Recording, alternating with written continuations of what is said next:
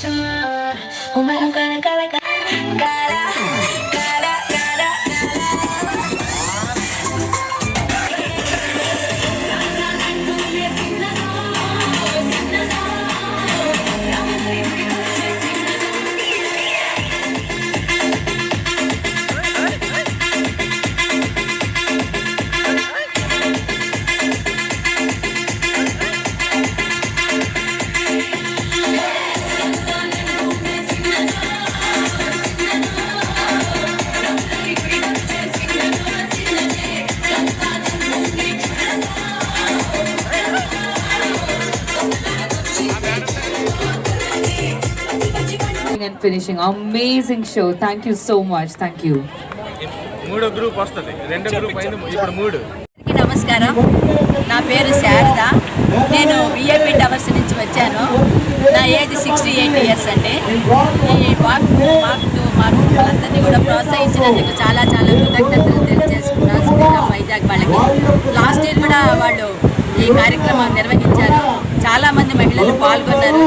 ఈ సంవత్సరం ఇంకా అన్ని అసోసియేషన్స్కి కూడా వెళ్ళి ఇలా వాక్ ఉందండి ఆగస్టు 4న అందరూ కూడా పార్టిసిపేట్ చేయాలని చెప్పి అన్ని అసోసియేషన్స్కి చెప్పాలంటే చీరలు కట్టుకున్న అందము ఇంకా ఏ డ్రెస్సులో కూడా రాదండి.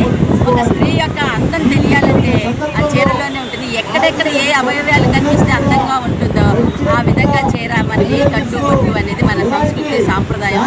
అలాంటి కార్యక్రమాన్ని నిర్వహిస్తున్నందుకు ఈ అసోసియేషన్ వాళ్ళందరూ కూడా చాలా చాలా కృతజ్ఞతలు తెలియజేసుకుంటాను. రాబోయే జనరేషన్తో కూడా ఈ చీరని ధరించాలని నా కోరిక. ఎందుకంటే మోడలింగ్ వాకి ఇంతకు ముందు చేశాను. ఈసారి కూడా నాకు అవకాశం ఇచ్చారు. అందుకని వాళ్ళందరికీ కూడా కృతజ్ఞతలు తెలియజేసుకున్నాను. రాబోయే జనరేషన్ కూడా చీర యొక్క ఆవశ్యకతను తెలుసుకుని అందరూ కూడా కనీసం వారానికి 2 సార్లైనా చీర ధరించాలని నా కోరిక.